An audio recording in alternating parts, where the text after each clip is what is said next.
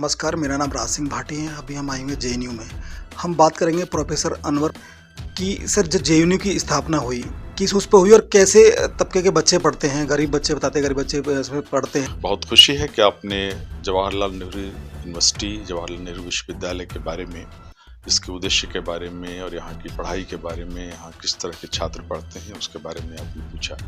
Sir, ऐसा कोई 30 साल का आपका अनुभव है यहाँ जेएनयू में, ऐसे किसी बच्चे का नाम जो अच्छी पहुँच पे गया हो, देश का नाम किया है, ऐसे कुछ बच्चे आपके नाम याद हो तो कुछ ऐसा बताओ। इस देश के इस यूनिवर्सिटी से पास आउट बहुत सारे लोग हैं जो आज देश के विभिन्न क्षेत्रों में नेशन बिल्डिंग का काम करें, चाहे वो पार्लियामेंट हो, चाहे वो असेंबली हो, वो राजनीति हो या साइंस का कोई भी संख्या जेएनयू के छात्रों की है, जेएनयू के पास आउट छात्रों की है। एक दो नाम नहीं गिनाऊंगा मैं, सैकड़ों हैं, हजारों की संख्या में।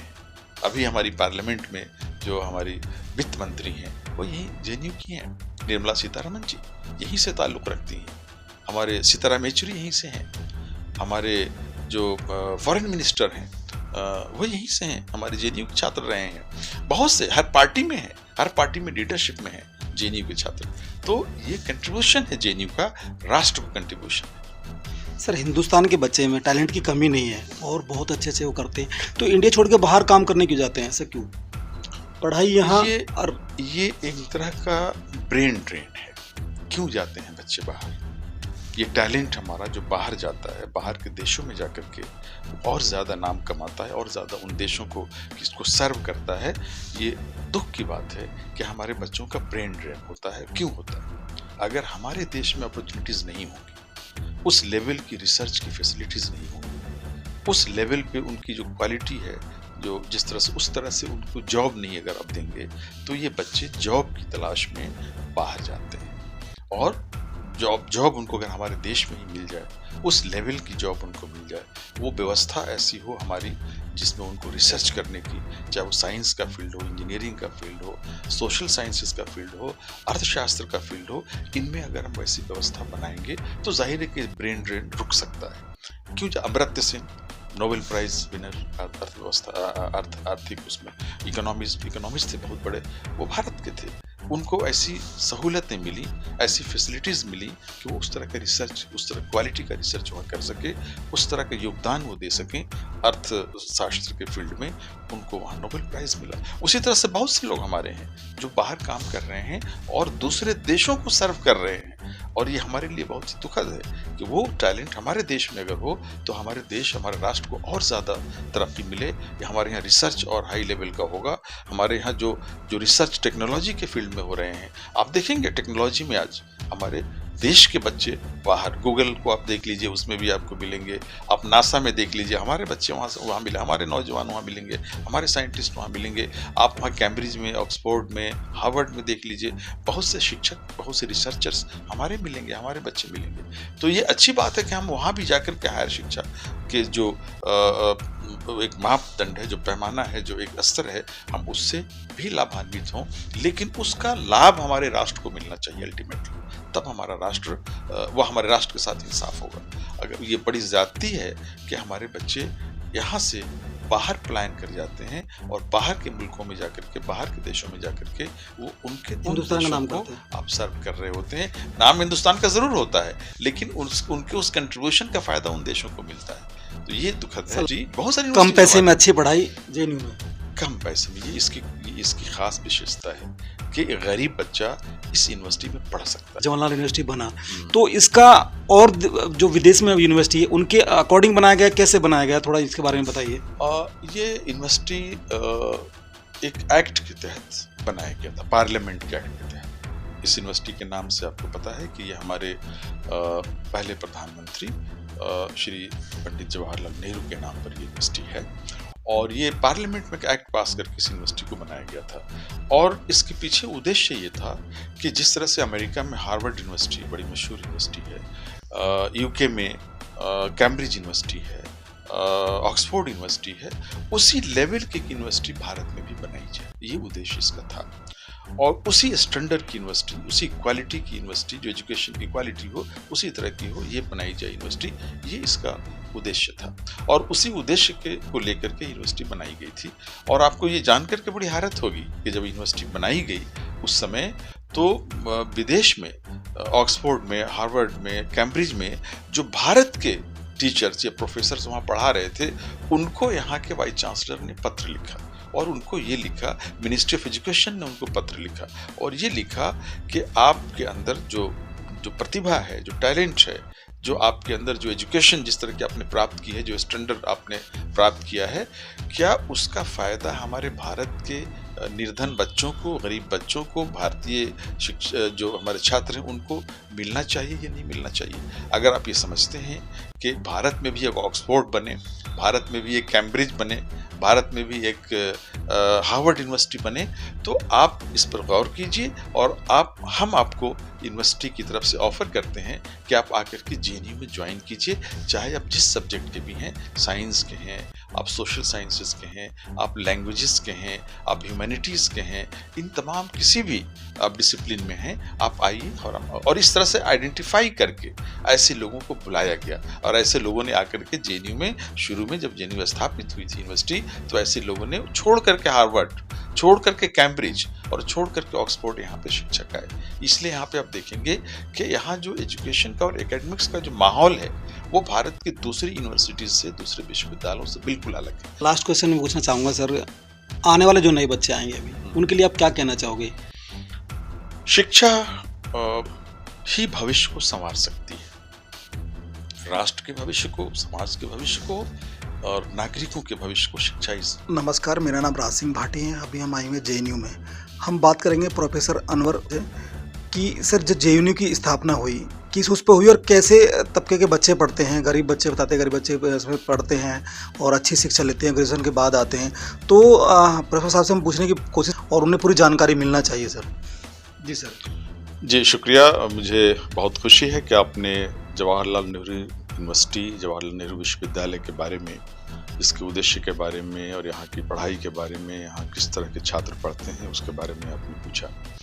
मैं यहाँ शिक्षक हूँ जवाहरलाल नेहरू विश्वविद्यालय में और पिछले तकरीबन 30 साल से मैं यहाँ पठन पाठन का काम करता हूँ। मैं पढ़ाता हूँ as a professor. Jawaharlal Nehru University, जैसा कि आप सभी जानते हैं, जो सरकार की एक रिपोर्ट आती है हर साल, नैक की रिपोर्ट कहलाती है, जिसमें भारत के तमाम विश्वविद्यालय और कॉलेजेस के बारे में उनकी रैंकिंग होती है कि वो किस रैंक पे हैं, कहाँ हैं, उनकी पोजीशन क्या है। तो मुझे कहते हुए खुशी हो रही है कि जवाहरलाल नेहरू विश्वविद्यालय नैक की जो पूरी रैंकिंग है, जो सरकार कराती है, केंद्र सरकार कराती है, एजुकेशन मिनिस्ट्री कराती है, उस रैंकिंग में लगातार जेएनयू की जो रैंकिंग है वो नंबर 1 है। वो भारत की नंबर 1 यूनिवर्सिटी के तौर पर आज भी कई वर्षों से लगातार इसको माना जाता है कि ये नंबर 1 यूनिवर्सिटी है।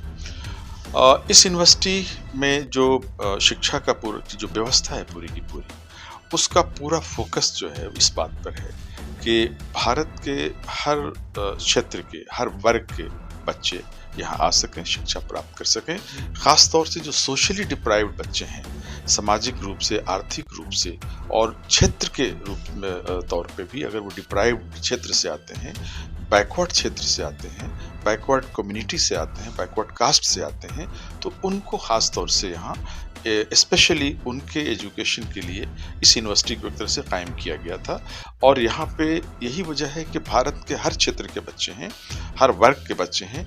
यहाँ जो सिस्टम है एडमिशन का, वो यूनिवर्सिटी अपना अलग से टेस्ट लेती है और उस टेस्ट के आधार पर, एंट्रेंस टेस्ट के आधार पर यहाँ एडमिशन मिलता है, दाखिला मिलता है बच्चों को। यहाँ इसका भी प्रावधान रहा है कि यहाँ जो गरीब बच्चे हैं, समाज के कमज़ोर तबके के जो बच्चे हैं, जो शिक्षा प्राप्त नहीं कर सकते, हायर एजुकेशन जो बड़े शहरों में जाकर के नहीं प्राप्त कर सके, बड़ी यूनिवर्सिटी में जाकर के हायर एजुकेशन प्राप्त नहीं कर सकते, उच्च शिक्षा नहीं प्राप्त कर सकते, उन बच्चों को ख़ास तौर से कुछ ऐसे डिप्रीवेशन पॉइंट्स दिए जाते रहे हैं जिसकी वजह से वो अन्य बच्चों के साथ compete कर सकें, जो धनी वर्ग के बच्चे हैं, जो अमीर वर्ग के बच्चे आते हैं, जो शहरी क्षेत्र के बच्चे जो आते हैं, उनके मुकाबले में उनको डिप्रीवेशन पॉइंट दे करके थोड़ा सा उनको आगे किया जाता है, जो गरीब बच्चे आते हैं उनको, जिसकी वजह से अगर आप सर्वे करें इस यूनिवर्सिटी में तो आपको 60 से 70% ऐसे बच्चे मिलेंगे जो कमज़ोर तबके के बच्चे हैं समाज की, जो यहाँ आकर के पढ़ते हैं,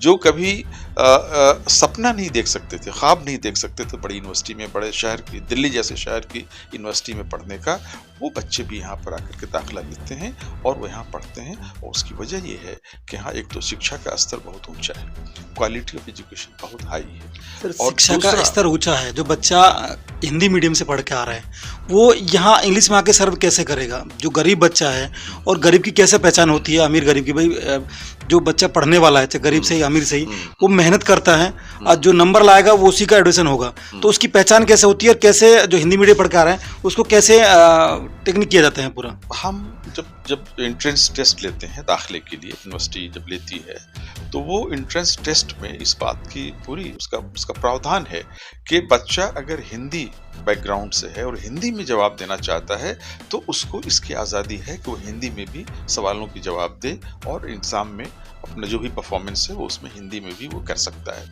उसको भी हम कंसीडर करते हैं। और यहाँ दाखिला लेने के बाद हम जब ये देखते हैं कि जो बच्चे कमज़ोर हैं, हिंदी बैकग्राउंड क्या है, इंग्लिश उनकी कमज़ोर है, कम इंग्लिश जानते हैं, उनकी इंग्लिश बहुत मजबूत नहीं है, उनके लिए यहाँ पर प्रावधान है, एक लिंग्विस्टिक एम्पावरमेंट सेल है बाज़ाब्ता, उसमें वो दाखिला लेते हैं वो बच्चे और अपनी इंग्लिश अपनी इम्प्रूव करते हैं। उन बच्चों को भी ज़ाहिर एक मौका दिया जाता है कि सिर्फ भाषा न जानने की वजह से, अंग्रेज़ी ज़्यादा बेहतर न जानने की वजह से वो डिप्राइव ना हो, उनको भी उस स्तर पर लाया जाता है। और आपको ये जानकर के खुशी होगी कि कई सर्वे ऐसे हुए हैं जिसमें अल्टीमेटली ये अंदाज़ा हुआ हमें उस सर्वे से कि जो बच्चे गरीब तबके के आते हैं, देहातों से आते हैं, हिंदी बैकग्राउंड से आते हैं, वो बच्चे यहाँ आकर के शहरी बच्चों के मुकाबले में, अंग्रेज़ी मीडियम बच्चों के मुकाबले में ज़्यादा बेहतर परफॉर्म करते हैं, उनको ज़्यादा बेहतर अवसर यहाँ पे मिलते हैं। तो ये भी एक अचीवमेंट है इस यूनिवर्सिटी की कि गरीब तबके के बच्चों को एक बेहतर क्वालिटी की एजुकेशन यहाँ पर प्रोवाइड किया जाता है।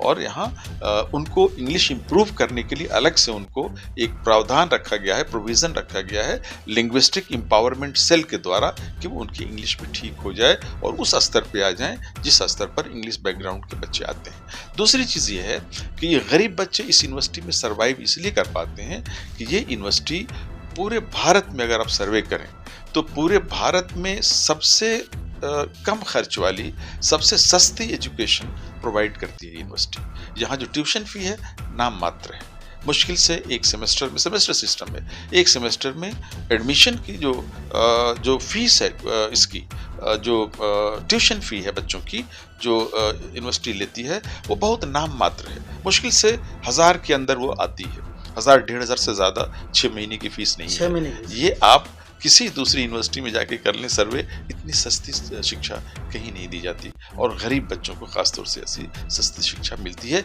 इसीलिए गरीब बच्चे आकर के, दूर दराज के क्षेत्रों से आकर के, भारत के हर कोने से आकर के गरीब बच्चे इस यूनिवर्सिटी में पढ़ पाते हैं। ये इस यूनिवर्सिटी का बहुत बड़ा अचीवमेंट है। कभी कभी देखते हैं कि सर यूनिवर्सिटी में बहुत ज़्यादा उपद्रव हो जाता है कि सब बोलते हैं कि भाई टैक्स के पैसे सब पढ़ रहे हैं और वहाँ से आके यहाँ पूरी प्लानिंग बनाते हैं, जबकि भाई बहुत अच्छी यूनिवर्सिटी है। और यूनिवर्सिटी सर जो JNU बना, जो जवाहरलाल यूनिवर्सिटी बना, तो इसका और जो विदेश में यूनिवर्सिटी है उनके अकॉर्डिंग बनाया गया, कैसे बनाया गया, थोड़ा इसके बारे में बताइए। ये यूनिवर्सिटी एक एक्ट के तहत बनाया गया था, पार्लियामेंट के एक्ट के तहत। इस यूनिवर्सिटी के नाम से आपको पता है कि ये हमारे पहले प्रधानमंत्री श्री पंडित जवाहरलाल नेहरू के नाम पर यूनिवर्सिटी है और ये पार्लियामेंट में एक एक्ट पास करके इस यूनिवर्सिटी को बनाया गया था। और इसके पीछे उद्देश्य ये था कि जिस तरह से अमेरिका में हार्वर्ड यूनिवर्सिटी बड़ी मशहूर यूनिवर्सिटी है, यूके में कैम्ब्रिज यूनिवर्सिटी है, ऑक्सफोर्ड यूनिवर्सिटी है, उसी लेवल की यूनिवर्सिटी भारत में भी बनाई जाए, ये उद्देश्य इसका था। और उसी स्टैंडर्ड की यूनिवर्सिटी, उसी क्वालिटी की यूनिवर्सिटी, जो एजुकेशन की क्वालिटी हो उसी तरह की हो, ये बनाई जाए यूनिवर्सिटी, ये इसका उद्देश्य था। और उसी उद्देश्य को लेकर के यूनिवर्सिटी बनाई गई थी। और आपको ये जानकर के बड़ी हैरत होगी कि जब यूनिवर्सिटी बनाई गई उस समय तो विदेश में ऑक्सफोर्ड में, हार्वर्ड में, कैम्ब्रिज में जो भारत के टीचर्स या प्रोफेसर्स वहाँ पढ़ा रहे थे, उनको यहाँ के वाइस चांसलर ने पत्र लिखा और उनको ये लिखा, मिनिस्ट्री ऑफ एजुकेशन ने उनको पत्र लिखा और ये लिखा कि आपके अंदर जो प्रतिभा है, जो टैलेंट है, जो आपके अंदर जो एजुकेशन जिस तरह की आपने प्राप्त की है, जो स्टैंडर्ड आपने प्राप्त किया है, क्या उसका फायदा हमारे भारत के निर्धन बच्चों को, गरीब बच्चों को, भारतीय जो हमारे छात्र हैं उनको मिलना चाहिए या नहीं मिलना चाहिए? अगर आप ये समझते हैं कि भारत में भी एक ऑक्सफोर्ड बने, भारत में भी एक कैम्ब्रिज बने, भारत में भी एक हार्वर्ड यूनिवर्सिटी बने, तो आप इस पर गौर कीजिए और हम आपको यूनिवर्सिटी की तरफ से ऑफर करते हैं कि आप आकर के जेएनयू में ज्वाइन कीजिए, चाहे आप जिस सब्जेक्ट के भी हैं, साइंस के हैं, आप सोशल साइंसेस के हैं, आप लैंग्वेजेस के हैं, आप ह्यूमैनिटीज़ के हैं, इन तमाम किसी भी आप डिसिप्लिन में हैं, आप आइए।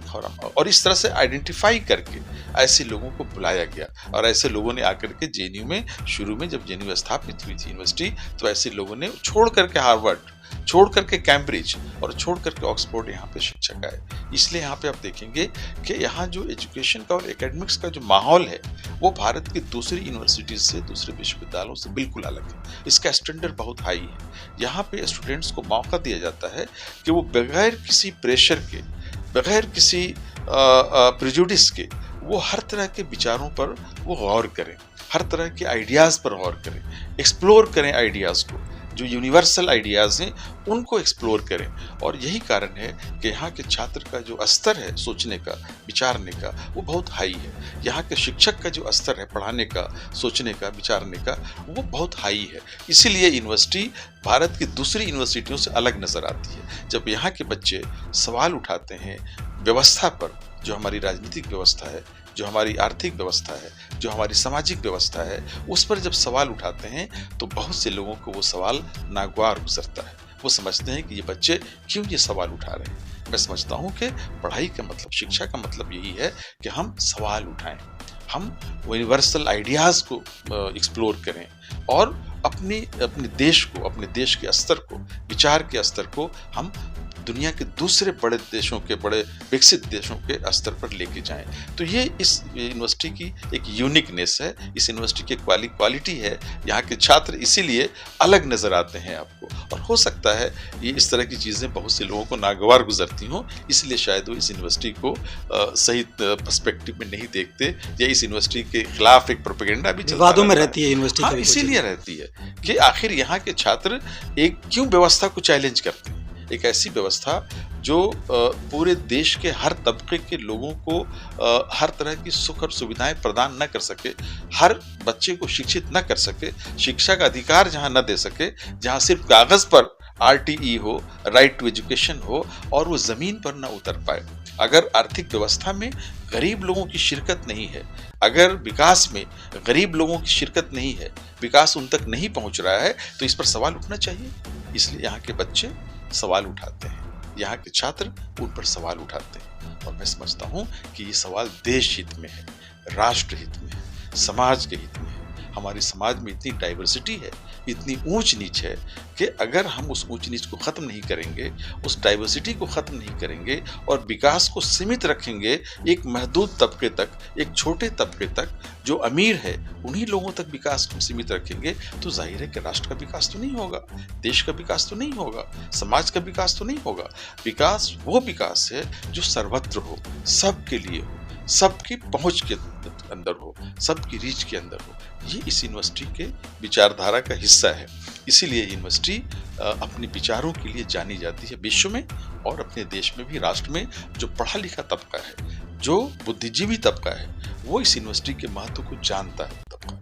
इसीलिए वो इस यूनिवर्सिटी का गुणगान भी करता है, इस यूनिवर्सिटी को अप्रिशिएट करता है और इस यूनिवर्सिटी के आइडियाज़ को सपोर्ट करता है। मैं समझता हूँ कि भारत के हर यूनिवर्सिटी को अपने राष्ट्र हित में, अपने राष्ट्र और समाज में जो एक ऊंच नीच का जो एक खाई एक बनी हुई है, उसको दूर करने वाले विचारों पर हर यूनिवर्सिटी के बच्चे को, हर यूनिवर्सिटी के शिक्षक को, हर बुद्धिजीवी को उस पर विचार करना चाहिए। और मैं समझता हूँ कि ये विचार किसी भी तरह से राष्ट्रद्रोह नहीं है, ये देशद्रोह नहीं है, बल्कि ये देश हित में है, समाज के हित में है, जनता के हित में है, गरीब तबके के हित में है। सर, जेएनयू के अलावा इंडिया में और भी कोई यूनिवर्सिटी खोली गई है जवाहरलाल यूनिवर्सिटी के बाद में कोई? बहुत सारी यूनिवर्सिटी खुली हैं, बहुत सारी यूनिवर्सिटीज़ खुली हुई हैं देश में। बहुत मतलब आज तो बहुत यूनिवर्सिटीज़ हैं इस देश में। जेएनयू की सतह की यूनिवर्सिटी नहीं खुल पाई कहीं भी आज तक। जो जेएनयू का स्टैंडर्ड है, इसका जो लेवल है, उस लेवल की यूनिवर्सिटी कोई नहीं बन पाई। हाँ, आईआईटीज़ हैं, दूसरे इंस्टीट्यूशंस हैं साइंस के, टेक्नोलॉजी के, वो हैं, वो उनका स्तर बहुत हाई है। बहुत सारे कई आईआईटीज़ हमारे हैं जो बेंगलोर में जो साइंस जो इंस्टीट्यूट है वो बहुत उसका भी स्टैंडर्ड हाई है। लेकिन यूनिवर्सिटी के तौर पर कोई भी यूनिवर्सिटी, बहुत सारी कम पैसे में अच्छी पढ़ाई जेएनयू में, कम पैसे में, ये इसकी खास विशेषता है कि गरीब बच्चा इस यूनिवर्सिटी में पढ़ सकता है। और 60 to 65-70% बच्चे ऐसे हैं जो उन गरीब घरों से आते हैं जिनके बच्चे कभी सपना नहीं देख सकते थे जेएनयू जैसी बड़ी यूनिवर्सिटी, हिंदुस्तान की सबसे बड़ी यूनिवर्सिटी, भारत की सबसे बड़ी यूनिवर्सिटी में वो पढ़ने का सौभाग्य उनको प्राप्त होता है। आप उन बच्चों से बात कीजिए जाकर के, वो ये बताते हैं कि अगर जेएनयू नहीं होती तो शायद वो इस तरह का सपना हायर एजुकेशन का, उच्च शिक्षा का देख नहीं सकते थे। सर ऐसा कोई 30 साल का आपका अनुभव है यहाँ जेएनयू में, ऐसे किसी बच्चे का नाम जो अच्छी पहुँच पे गया हो, देश का नाम किया है, ऐसे कुछ बच्चे आपके नाम याद हो तो कुछ ऐसे बताओ। इस देश के इस यूनिवर्सिटी से पास आउट बहुत सारे लोग हैं जो आज देश के विभिन्न क्षेत्रों में नेशन बिल्डिंग का काम करें, चाहे वो पार्लियामेंट हो, चाहे वो असेंबली हो, वो राजनीति हो, या साइंस का कोई भी क्षेत्र हो, साइंस के क्षेत्र में, वो सोशल साइंसेस के क्षेत्र में, वो समाज के विकास में लगे हुए जो बुद्धिजीवी वर्ग हैं उस क्षेत्र में, हर जगह आपको चाहे टेक्नोलॉजी हो, चाहे वो बायोटेक्नोलॉजी हो, इंजीनियरिंग हो, किसी भी तरह के हर क्षेत्र में आपको जेएनयू के पास आउट अपना योगदान दे रहे हैं, हर तरह का योगदान दे रहे हैं। और मैं समझता हूँ कि किसी भी दूसरी यूनिवर्सिटी के मुकाबले में जेएनयू का ऐसा योगदान सबसे ज़्यादा है। जो लोग जानते हैं, आप इसको बुद्धिजीवी वर्ग से पूछ सकते हैं, किसी भी पढ़े लिखे आदमी से पूछ सकते हैं, वो आपको बताएगा कि जेएनयू के लोग कहाँ कहाँ पर हैं, विदेशों में हैं। आप देखेंगे कि हमारे यहाँ स्कूल ऑफ इंटरनेशनल स्टडीज़ है, वो विदेश के हवाले से उनके कल्चर, उनकी इकोनॉमी, उनकी पॉलिसीज़, उनकी सोसाइटीज़, उनकी अर्थव्यवस्था, इन सब के बारे में रिसर्च करते हैं। और आज आपको जो आप मिलेंगे, बहुत सारे आईएएस ऑफिसर्स मिलेंगे, आईपीएस ऑफिसर्स मिलेंगे, बहुत से एम्बेसडर्स मिले, जेएनयू के पास आउट छात्रों की है। एक दो नाम नहीं गिनाऊंगा मैं, सैकड़ों हैं, हजारों की संख्या में।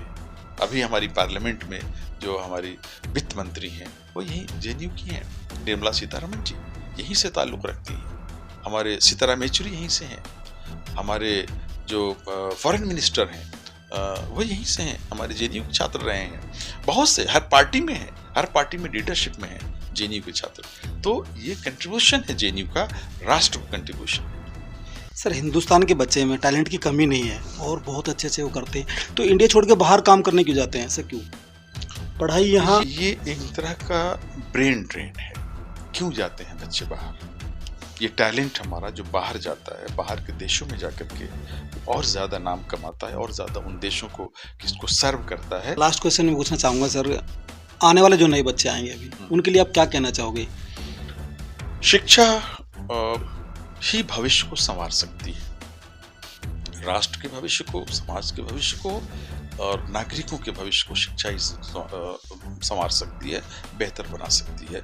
वही वो रोशनी है जो शिक्षा हमारे अच्छे भविष्य की तरफ ले जा सकती है, शिक्षा ही। तो शिक्षा प्राप्त करें, पढ़ें और मेहनत करें, अपने टैलेंट को इस्तेमाल करें और अपनी जगह बनाएं इस व्यवस्था में, इस समाज में, इस राष्ट्र में, और भी कंट्रीब्यूट करें ताकि आने वाली नस्लें जो हैं वो एक बेहतर राष्ट्र को देख सकें, हम एक बेहतर राष्ट्र का निर्माण कर सकें। और उसमें शिक्षा का बहुत बड़ा योगदान हो सकता है। हमने आज जो कुछ भी अचीव किया है अब तक, आज़ादी के बाद से लेकर अब तक बहुत कुछ हमने अचीव किया है और हम शिक्षा ही की बदौलत हमने अचीव किया है। और लेकिन आज भी दुर्भाग्य ये है, ये बदकिस्मती हमारी है कि आज भी शिक्षा पूरी तरह से वंचित समाज तक नहीं पहुंच पाई है। हमें ये कोशिश करनी चाहिए कि वंचित समाज के उस नस्ल तक, उस पीढ़ी तक, जो नई पीढ़ी है, उसको शिक्षा के दायरे में लाएं, अच्छी शिक्षा प्रदान करें ताकि हम एक बेहतर भविष्य,